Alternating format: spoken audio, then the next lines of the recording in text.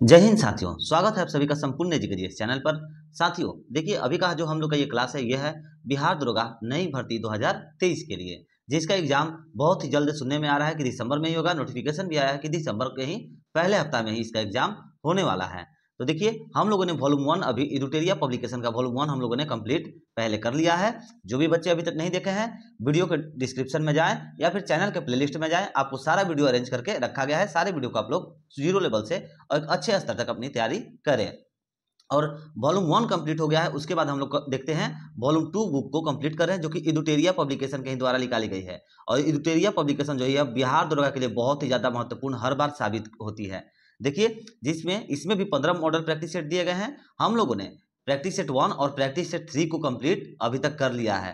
गलती से practice set 3 ही upload हो गया था, प्रैक्टिस सेट 2 छूट गया था। तो आज के क्लास में हम लोग प्रैक्टिस सेट 2 को कंप्लीट कर लेते हैं।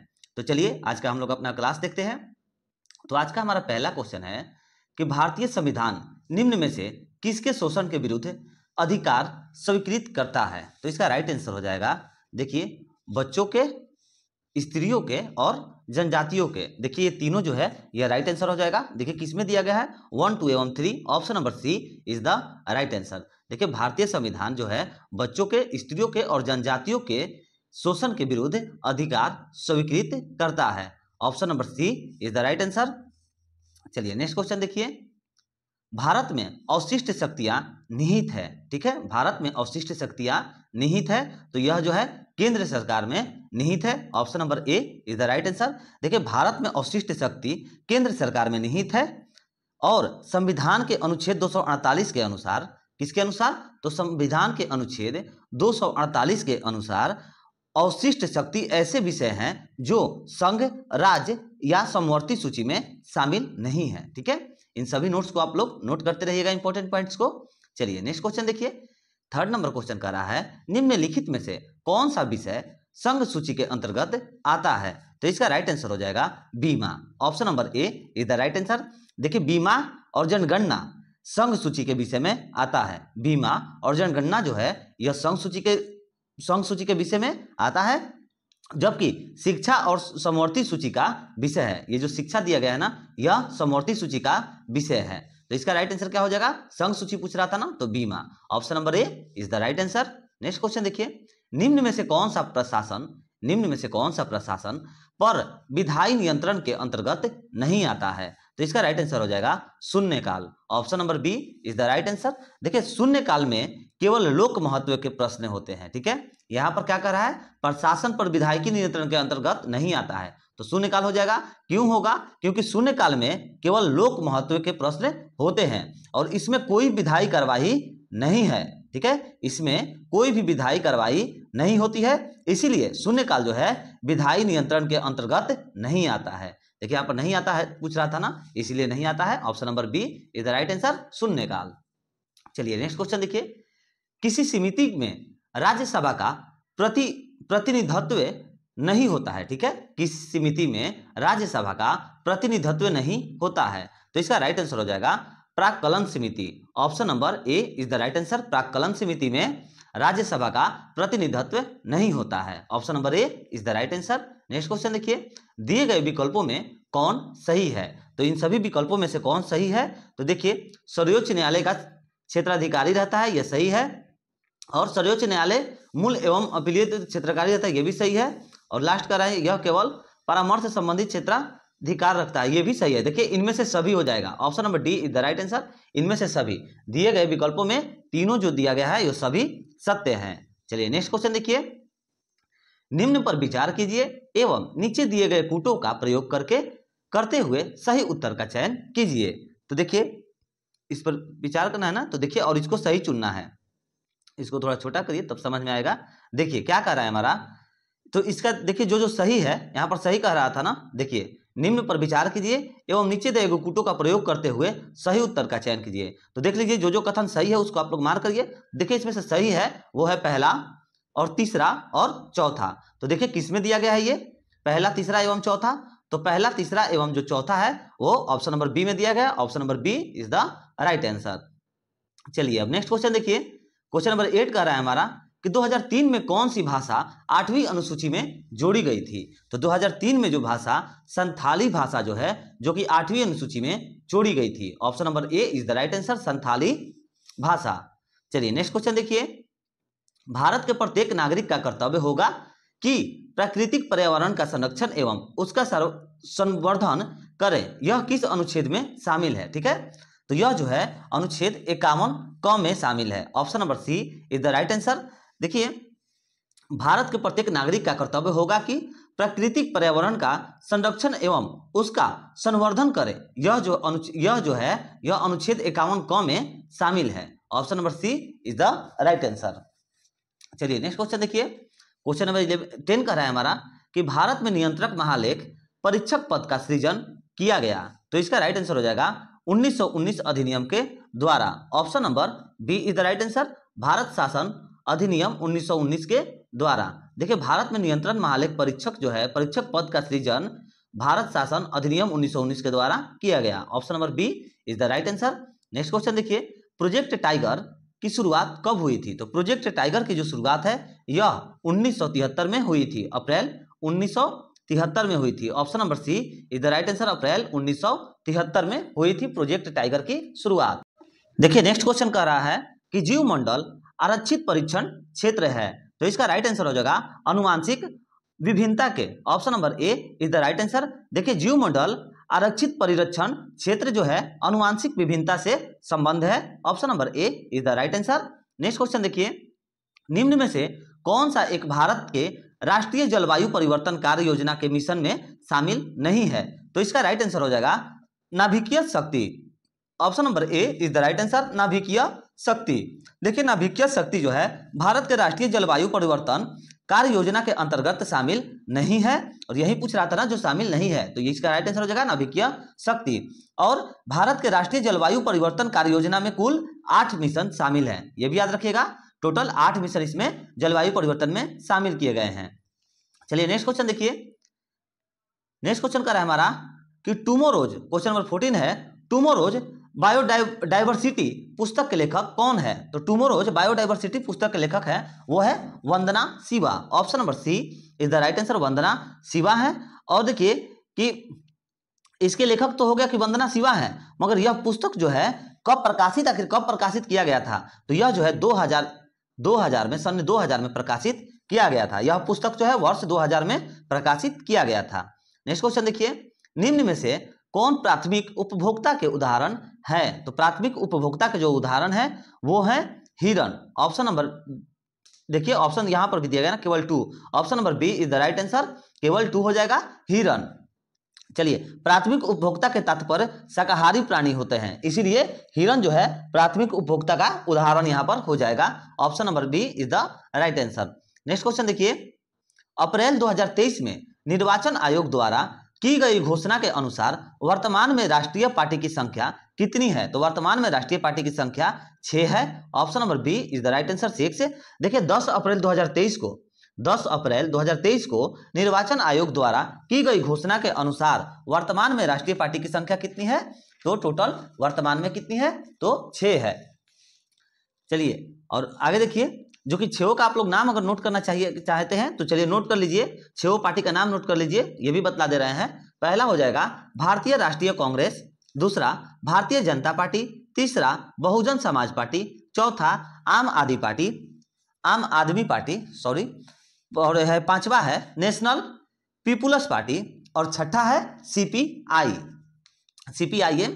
चलिए नेक्स्ट क्वेश्चन देखिए कि भारत का पहला संविधान साक्षर जिला कोल्लम किस राज्य में है। ठीक है, कोल्लम किस राज्य में है। तो इसका राइट आंसर हो जाएगा, देखिए ऑप्शन देखिए अच्छे से, केरल हो जाएगा इसका सही आंसर। देखिए क्या कह रहा था कि भारत का पहला संविधान साक्षर जिला कोल्लम किस राज्य में है। तो यह जो है कोल्लम केरल राज्य में है। Option number C is the right answer.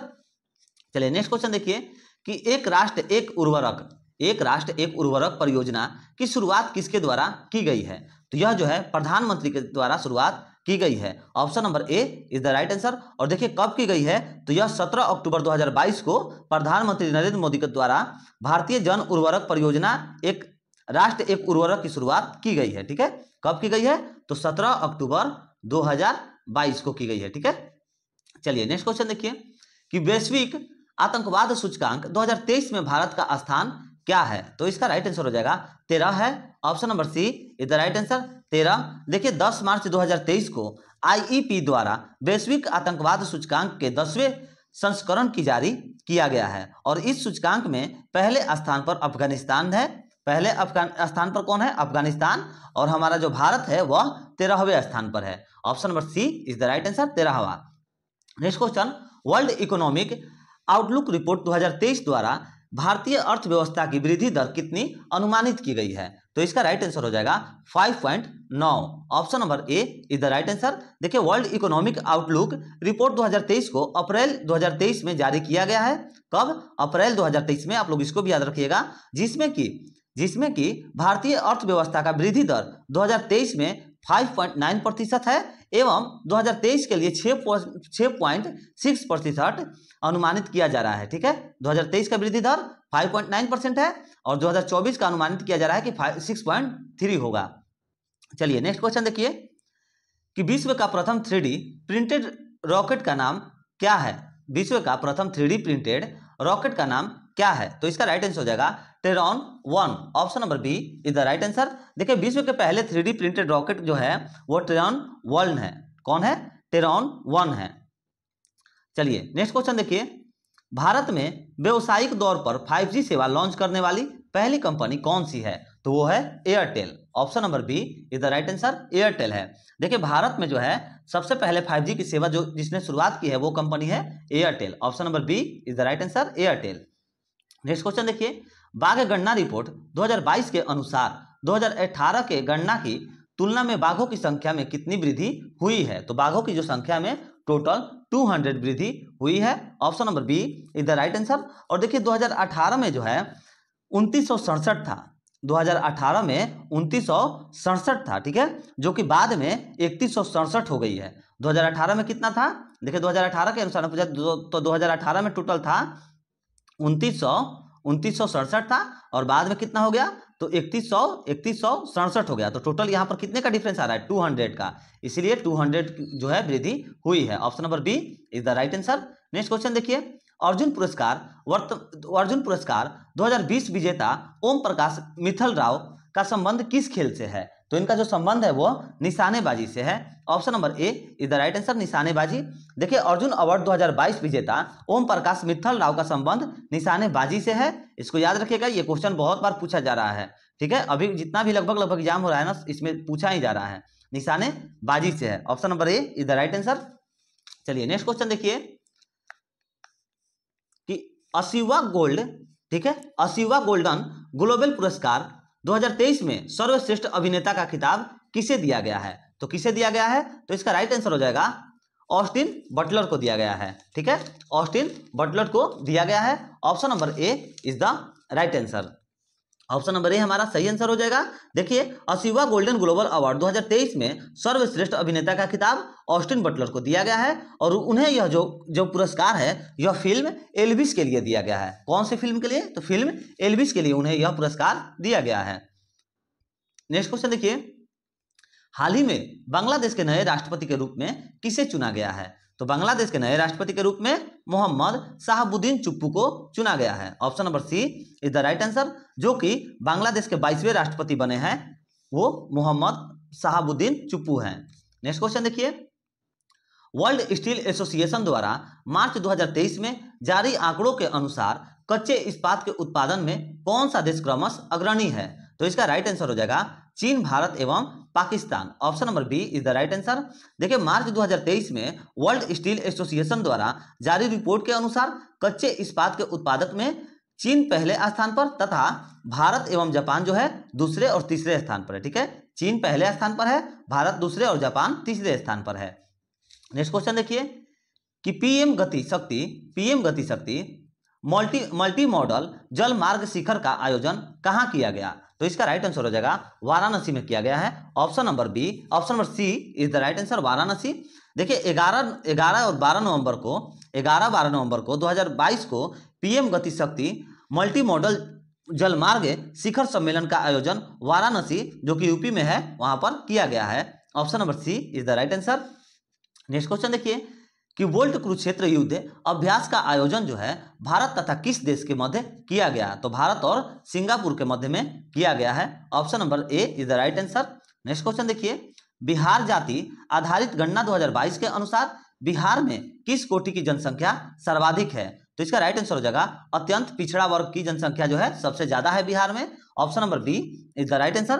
देखिए बिहार जाति आधारित गणना 2022 के अनुसार अत्यंत पिछड़ा वर्ग की जनसंख्या जो है वह टोटल हो जाएगा 4,70,80,514। ये टोटल जो है अत्यंत पिछड़ा वर्ग की जनसंख्या है टोटल बिहार में, जो कि कुल जनसंख्या का 36.1% है। बिहार के कुल जनसंख्या का अकेले 36.1% सिर्फ अत्यंत पिछड़ा वर्ग जनजाति के लोग हैं।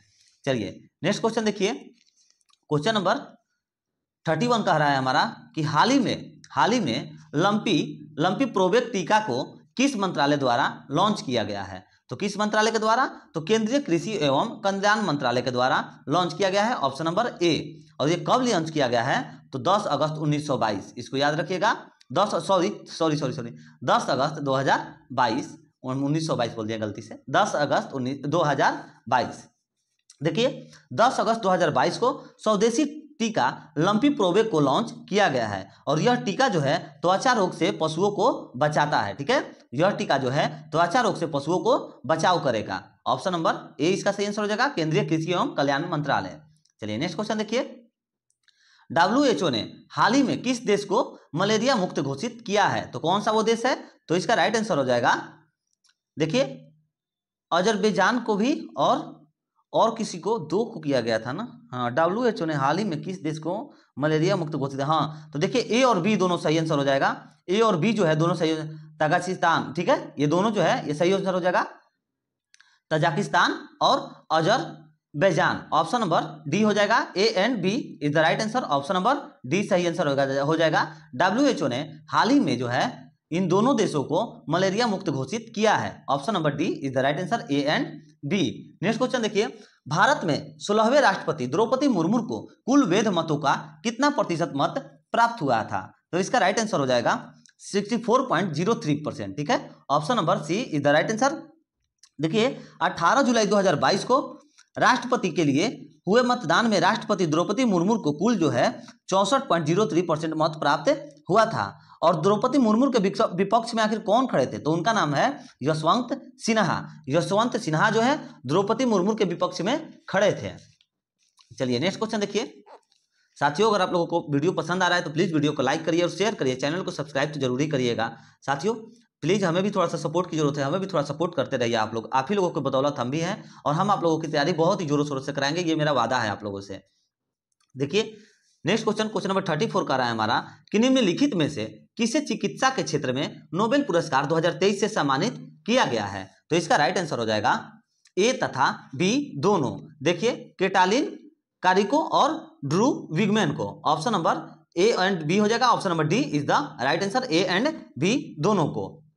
नेक्स्ट क्वेश्चन देखिए, बजट 2023-24 में मनरेगा के लिए कितनी राशि आवंटित की गई है? तो इसका राइट आंसर हो जाएगा 60,000 करोड़ रुपए। Option number C is the right answer. देखिए बजट 2023-24 में की गई घोषणा के अनुसार मनरेगा पर 60,000 करोड़ रुपए आवंटित की गई है, जबकि जल जीवन मिशन के लिए 70,000 करोड़ रुपए आवंटित की गई है। ठीक है, जल जीवन के लिए 70,000 करोड़ और मनरेगा के लिए 60,000 करोड़।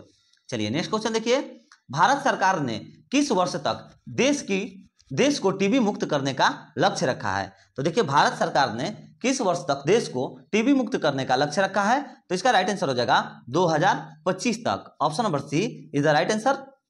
देखिए भारत सरकार ने 2025 तक देश को टीबी मुक्त करने का लक्ष्य रखा है।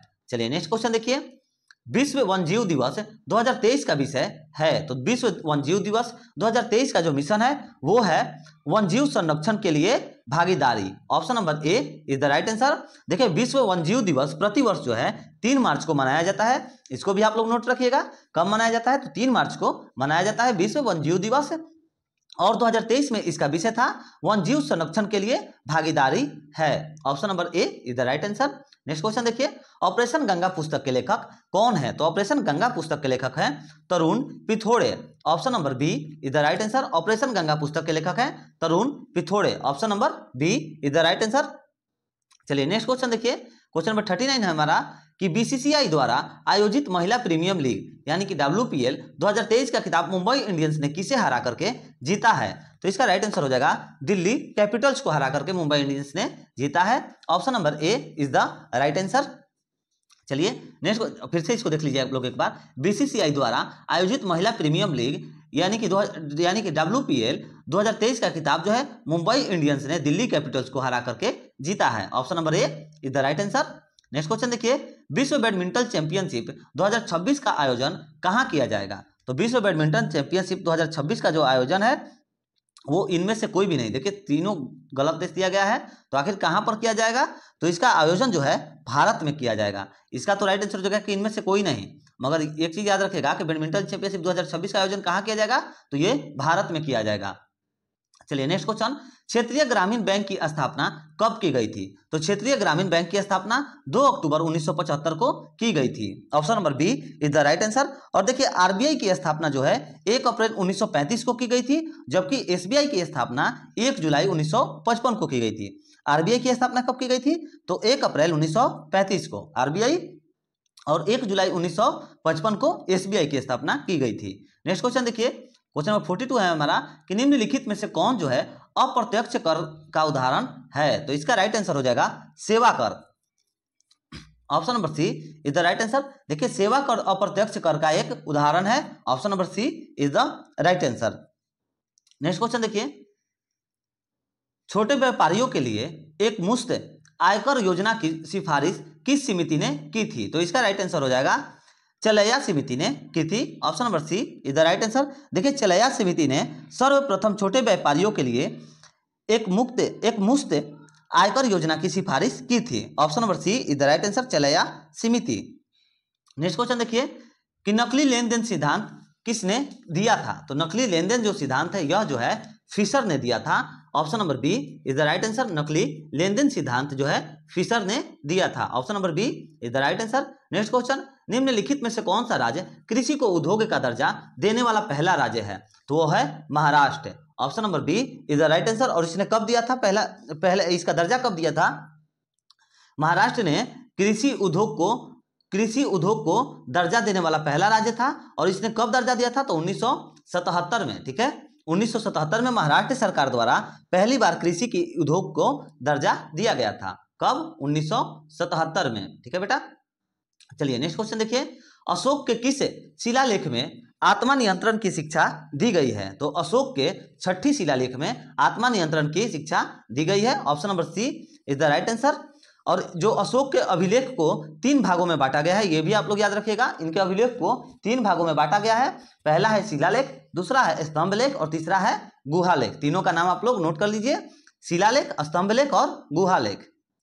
चलिए नेक्स्ट क्वेश्चन, सैंधव सभ्यता। ठीक है, सैंधव सभ्यता के प्रमुख स्थल आलमगीरपुर किस नदी के किनारे स्थित है? तो यह जो है हिंडनी नदी के किनारे स्थित है। सैंधव सभ्यता के प्रमुख स्थल आलमगीरपुर जो है यह सिंडन नदी के किनारे स्थित है। सिंडन नदी के किनारे स्थित है। Option number B is the right answer. चलिए नेक्स्ट क्वेश्चन देखिए, क्वेश्चन नंबर 48 कह रहा है हमारा कि किस ब्रह्मांड में गंधार पंचाल आदि के राजाओं का उल्लेख मिलता है? तो किस ब्रह्मांड में गंधार पंचाल आदि के राजाओं का उल्लेख मिलता है? तो इसका राइट आंसर हो जाएगा Shatapatha. Option number C is the right answer, Shatapatha. देखिए सतपथ ब्रह्मांड में जो है गंधार, सल, केक, कुरु ये सब जो है आदि राजाओं का उल्लेख मिलता है। और सतपथ जो है यजुर्वेद का ब्रह्मांड है, इसको भी आप लोग याद रखिएगा। सतपथ जो है यजुर्वेद का ब्रह्मांड है। चलिए नेक्स्ट क्वेश्चन देखिए कि देवपाड़ा, क्वेश्चन नंबर 49 कर रहा है, देवपाड़ा अभिलेख का संबंध किस शासक से है? तो देवपाड़ा अभिलेख का जो संबंध है वह विजय सेन से है। Option number B is the right answer, Vijay Sen. Next question देखिए, अलाउद्दीन खिलजी के समय भू राजस्व की दर उपज का कितना भाग था? तो अलाउद्दीन खिलजी के समय में भू राजस्व का जो दर था वह उपज का 1/2 भाग था। Option number A is the right answer 1/2। n/2 मतलब कि 50%, ठीक है। और देखिए इसी के शासनकाल में मूल्य नियंत्रण प्रणाली को लागू किया गया था, ठीक है। अलाउद्दीन के ही शासनकाल में, अलाउद्दीन खिलजी के शासनकाल में मूल्य नियंत्रण प्रणाली को लागू किया गया था और इसमें इसने जो है सिकंदर ए सानी की उपाधि धारण की थी। इसने, अलाउद्दीन खिलजी ने सिकंदर ए सानी की उपाधि धारण की थी और देवी अधिकार के सिद्धांत को अलाउद्दीन खिलजी ने चलाया था, ठीक है। देवी अधिकार के सिद्धांत को अलाउद्दीन खिलजी ने चलाया था। ये जो पॉइंट है बहुत ज्यादा महत्वपूर्ण है, इसको आप लोग याद रखिएगा, ठीक है, क्योंकि ये पॉइंट बहुत बार पूछा गया है। कौन सा पॉइंट? तो देवी अधिकार के सिद्धांत को किसने चलाया था? तो अलाउद्दीन खिलजी ने चलाया था। चलिए नेक्स्ट क्वेश्चन देखिए, क्वेश्चन नंबर 51 कर रहा है हमारा, किसने वेद मार्ग प्रतिष्ठापक की उपाधि धारण की थी? तो इसका राइट आंसर हो जाएगा बुबक्का वन ने की थी। Option number A is the right answer. देखिए बुबक्का वन ने वेद मार्ग प्रतिष्ठापक की उपाधि धारण की थी। Option number A is the right answer, Bukka one. Next question, Aurangzeb द्वारा जजिया कर को पुनः किस वर्ष लागू किया गया था? तो जजिया कर को पुनः जो है औरंगजेब के द्वारा 1679 में लागू किया गया था। Option number D is the right answer. और इसने ही औरंगाबाद में 1679 में बीबी के मकबरे का निर्माण करवाया था। औरंगजेब ने ही 1679 में बीबी के मकबरे का निर्माण करवाया था। और आप लोग कमेंट करके चलिए बताइए कि बीबी का मकबरा आखिर है कहां पर।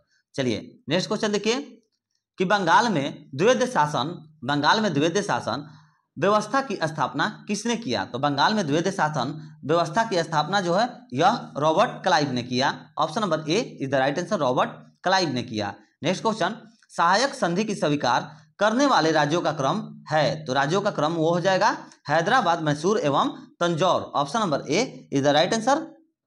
देखिए लॉर्ड वेलेजली द्वारा, ठीक है, इसके इंपॉर्टेंट पॉइंट आप लोग नोट करिए कि लॉर्ड वेलेजली के द्वारा सहायक संधि की शुरुआत की गई थी। जिसमें सहायक संधि करने वाले राज्य जो है वो है, नोट करिए, वो राज्य है हैदराबाद, मैसूर, तंजौर और अवध, ठीक है।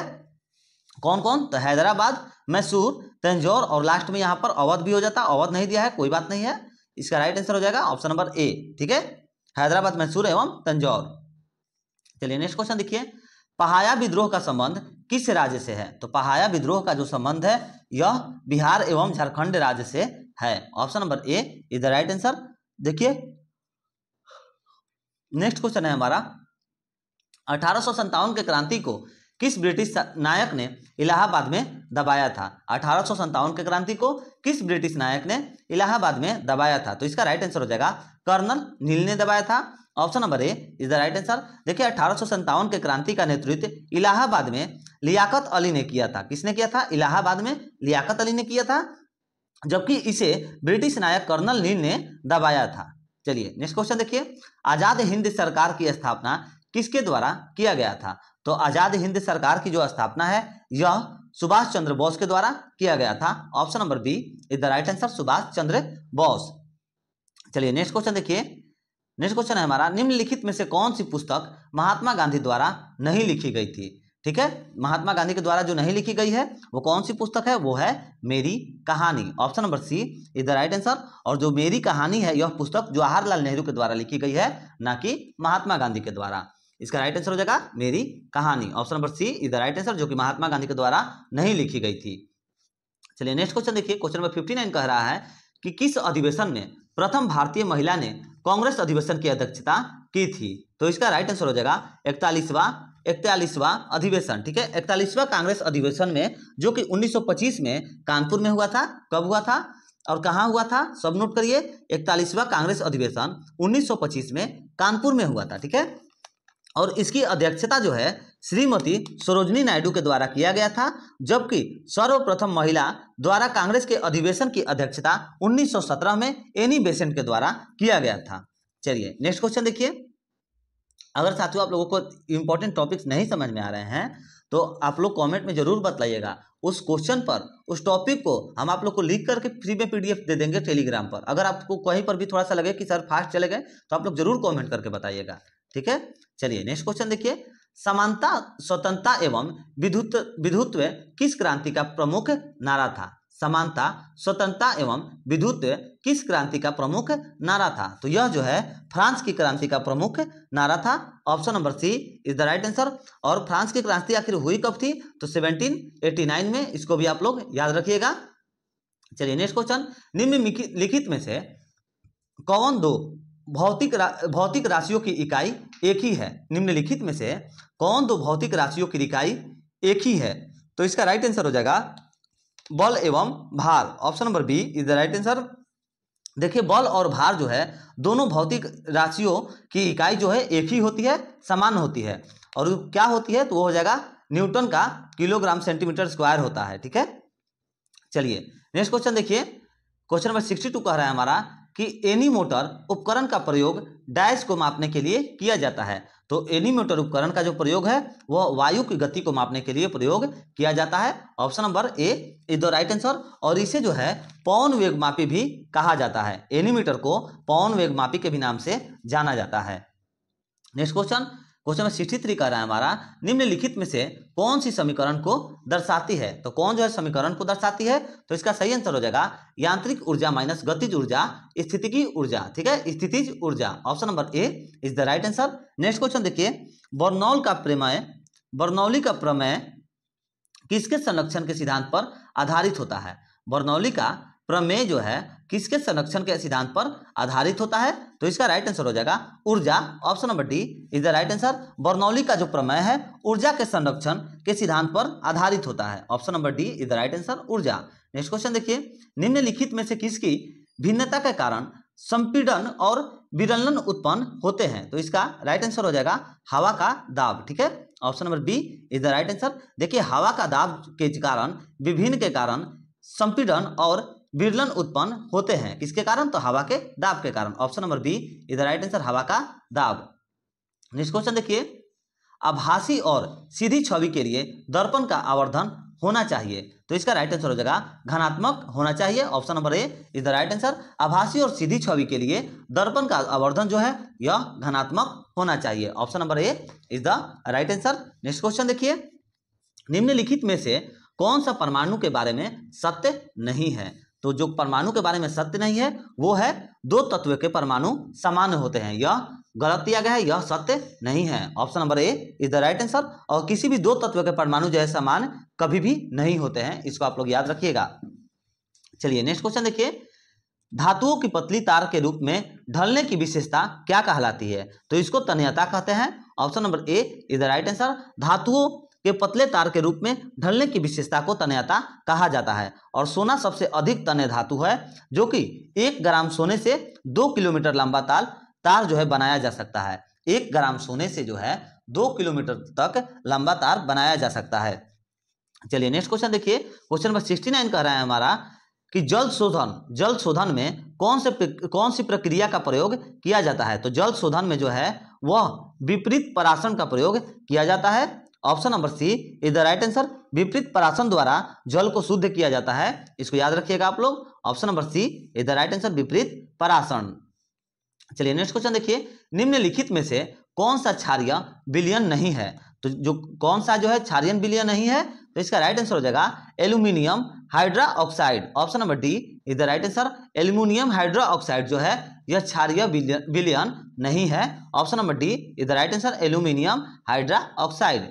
चलिए नेक्स्ट क्वेश्चन देखिए, निम्नलिखित में से कौन सा नीले लिटमस को लाल कर देगा? तो नीले लिटमस को जो लाल कर देगा वह हो जाएगा सिरका। Option number D is the right answer. और देखिए जिस विलयन का पीएच मान 7 से कम होगा वह नीले लिटमस को लाल कर देगा, इसको भी याद रखिएगा, जिसमें कि सिरका आता है। ठीक है, तो इसीलिए इसका राइट आंसर हो जाएगा सिरका।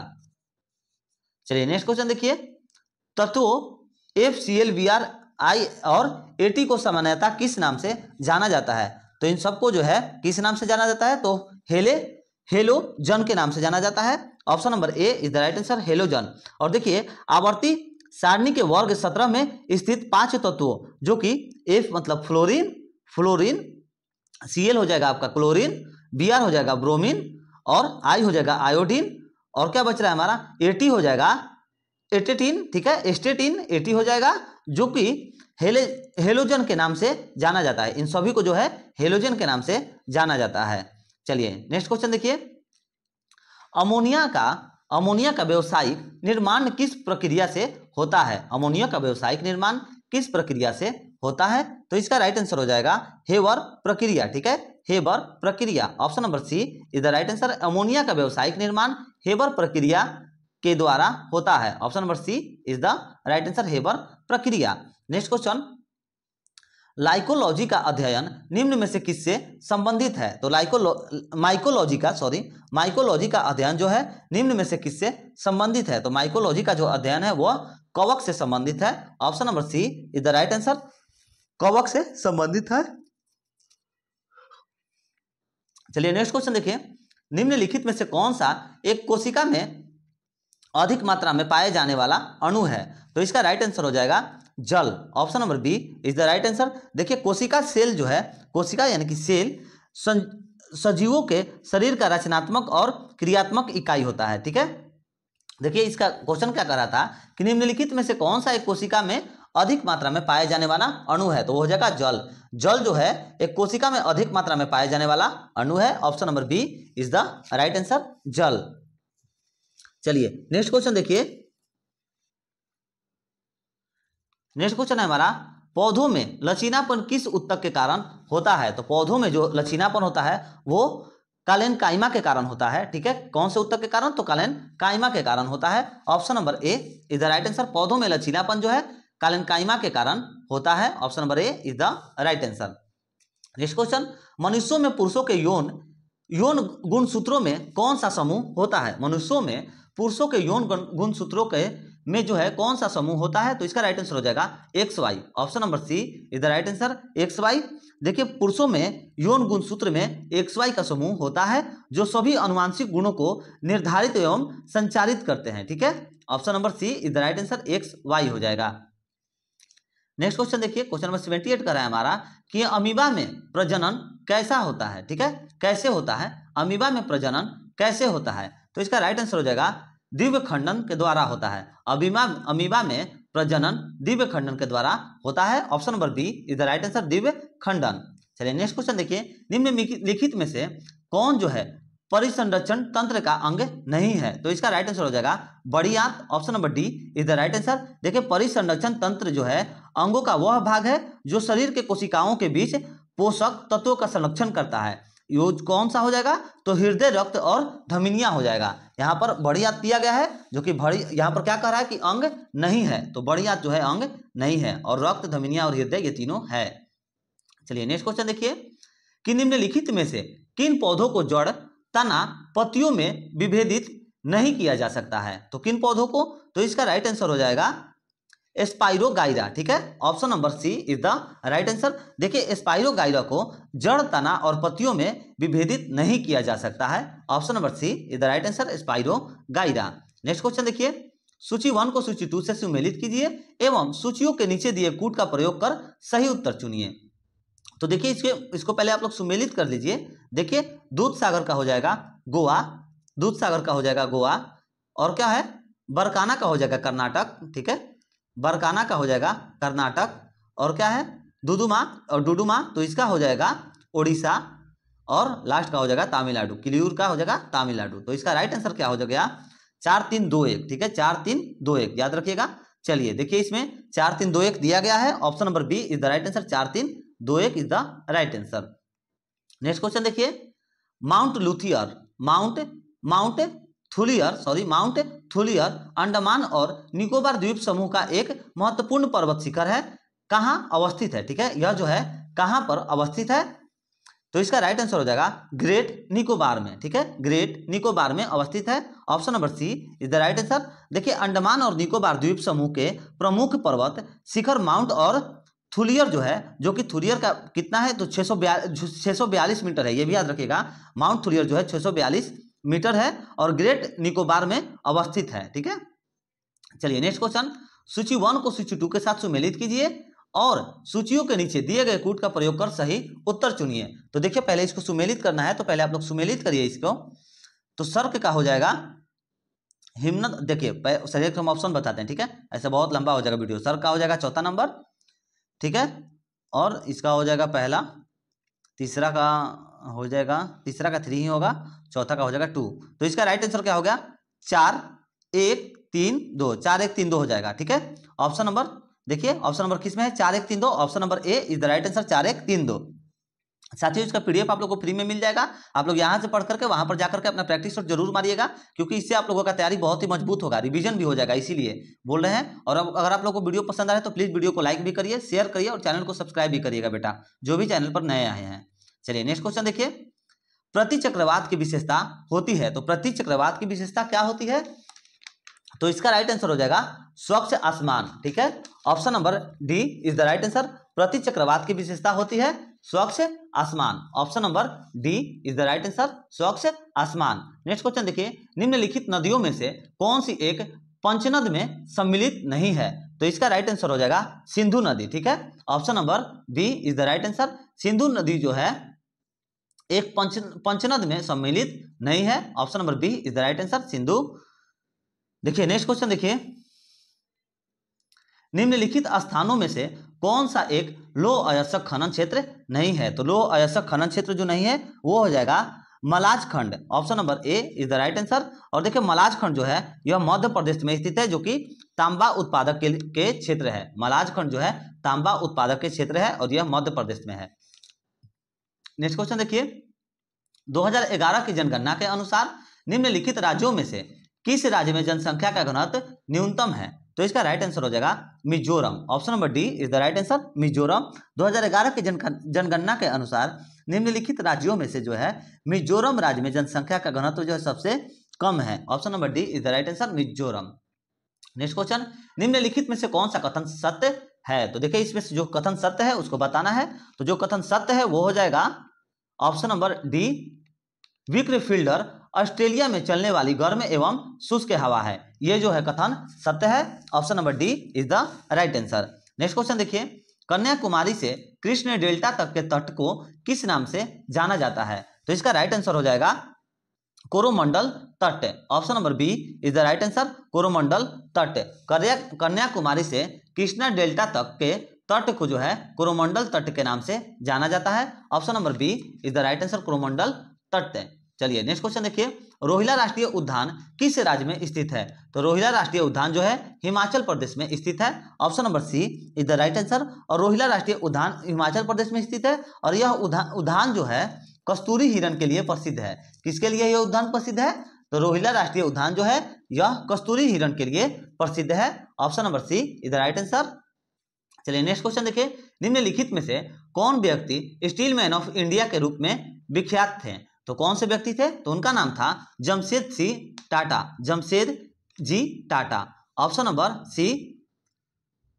देखिए नहीं ये गलत होगा, ठीक है, जमशेद जी टाटा नहीं होगा, जमशेद जे ईरानी होगा, ठीक है, जमशेद जे ईरानी। चलिए फिर से इस क्वेश्चन को आप लोग देख लीजिए, निम्न में से कौन व्यक्ति स्टील मैन ऑफ इंडिया के रूप में विख्यात है, तो इसका राइट आंसर हो जाएगा Jamshed J Irani, option number C is the right answer, Jamshed J Irani. ठीक है, जमशेद जे ईरानी जो है स्टील मैन ऑफ इंडिया के रूप में विख्यात थे, option number C is the right answer. Next question देखिए, निम्न में से किस कंपनी को महारत्न कंपनी का दर्जा प्राप्त नहीं है, तो किस कंपनी को प्राप्त नहीं है, तो इसका राइट आंसर हो जाएगा हिंदुस्तान एरोनॉटिक्स इंडिया लिमिटेड। ठीक है, इस कंपनी को जो है महारत्न कंपनी का दर्जा नहीं प्राप्त है, option number B is the right answer. और जो भारत में है कुल 12 महारत्न कंपनी को दर्जा प्राप्त है, टोटल कितने हैं, तो 12 महारत्न कंपनी है भारत में। नेक्स्ट क्वेश्चन देखिए कि मॉन्की पॉक्स नामक बीमारी को विश्व स्वास्थ्य संगठन द्वारा नाम दिया गया है, तो मॉन्की पॉक्स नामक बीमारी को जो है WHO यानी कि विश्व स्वास्थ्य संगठन के द्वारा क्या नाम दिया गया है, तो इसका राइट आंसर हो जाएगा एम पॉक्स यानी कि monkey pox, option number C is the right answer. देखिए विश्व स्वास्थ्य संगठन WHO ने मॉन्की पॉक्स बीमारी को एम पॉक्स नाम दिया है, इसको याद रखिएगा, एम पॉक्स नाम दिया है WHO ने। चलिए नेक्स्ट क्वेश्चन देखिए, दलखाई नृत्य, ठीक है, कौन सा, दलखाई नृत्य किस राज्य का एक लोक नृत्य है, तो दलखाई नृत्य जो है उड़ीसा राज्य का एक लोक नृत्य है, इसको याद रखिएगा, option number A is the right answer, Dalkhai नृत्य उड़ीसा राज्य का लोक नृत्य है। नेक्स्ट क्वेश्चन देखिए, भारतीय वायुसेना के लिए राफेल विमान किस देश ने से खरीदे गए हैं? भारतीय वायुसेना के लिए राफेल विमान किस देश से खरीदे गए हैं? तो इसका राइट आंसर हो जाएगा फ्रांस से खरीदे गए हैं। Option number C is the right answer. देखिए भारतीय वायुसेना के लिए राफेल विमान जो है यह फ्रांस से खरीदे गए हैं। Option number C is the right answer. चलिए नेक्स्ट क्वेश्चन देखिए साथियों, यहाँ से मैथ रीजनिंग का कुछ सवाल है, बस ज्यादा नहीं, 4-5 क्वेश्चन रहते हैं। तो चलिए इसका हम लोग डायरेक्ट तुरंत फटाफट आंसर देख लेते हैं। तो पहला का राइट आंसर हो जाएगा 9, ऑप्शन नंबर ए। 96 का हो जाएगा ऑप्शन नंबर ए 9। 97 का हो जाएगा ऑप्शन नंबर सी 16, 12, 8। 98 का हो जाएगा हमारा 98 का हो जाएगा 2253 रुपए, ऑप्शन नंबर सी। 99 का हो जाएगा 9 किलोमीटर प्रति घंटा, ऑप्शन नंबर बी। 100 नंबर का क्या हो जाएगा? 100 नंबर का हो जाएगा 32, ठीक है, ऑप्शन नंबर सी। तो साथियों यही था हमारा आज का सेट, जो कि प्रैक्टिस सेट हम लोग डेली ऐसे ही एक एक कंप्लीट करके तुरंत एग्जाम से पहले सारा खत्म कर देंगे। और ये बुक खत्म होने के बाद तुरंत रुक्मणी पब्लिकेशन का भी आप लोगों को तैयारी हम करा देंगे। और शाम के टाइम में ज्ञान बिंदु सर का जो निकाला गया है, ज्ञान बिंदु जीएस एकेडमी के द्वारा जो बुक निकाला गया है टेस्ट सीरीज, उसका हम लोग डेली प्रैक्टिस सेट करते हैं। तो आइए शाम के टाइम में भी आप लोग डेली उसको टेस्ट सीरीज करिए और अपने तैयारी को जीरो स्तर से मजबूत बनाइए। और सारे पीडीएफ पाने के लिए टेलीग्राम से ज्वाइन करिए, सारा पीडीएफ आप लोगों को फ्री में प्रोवाइड करा दिया जाएगा। तो चलिए, अगर आप लोगों को साथियों वीडियो अच्छा लगता है तो प्लीज वीडियो को लाइक करिए, दोस्तों के पास शेयर करिए, दोस्तों मित्रों जो भी हैं सहपाठी आप लोगों के सबके पास शेयर करिए, और चैनल को सब्सक्राइब कर लीजिए अगर आप चैनल पर नए हैं तो चलिए मिलते हैं नेक्स्ट वीडियो में। जय हिंद, जय भारत।